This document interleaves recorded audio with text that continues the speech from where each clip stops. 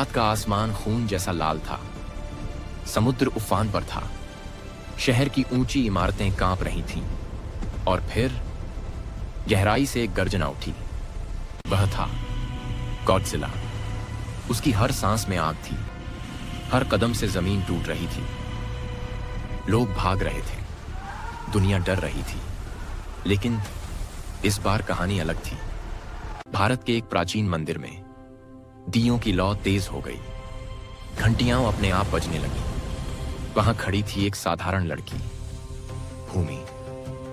साधारण चेहरा, लेकिन असाधारण हिम्मत। अचानक मंदिर में दिव्य प्रकाश फैल गया। ऊर्जा का तूफान उठा। प्रकट हुई दुर्गा। मां दुर्गा की आंखों में तेज था। उन्होंने भूमि के सिर पर हाथ रखा।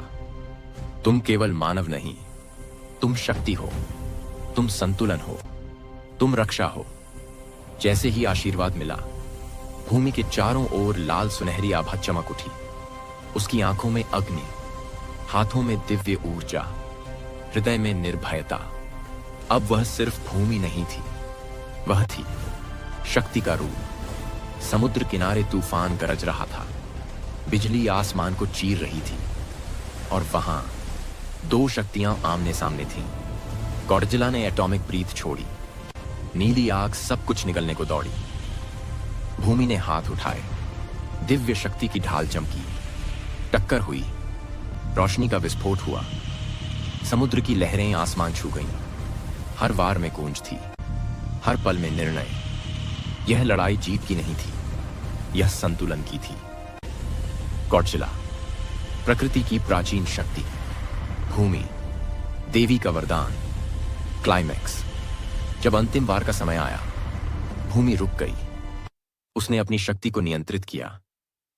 उसने विनाश को चुना नहीं, उसने संतुलन चुना। उसकी आंखों में करुणा थी। और उसी क्षण गॉडजिला शांत हो गया। तूफान थम गया। समुद्र शांत हो गया। शहर बच गया।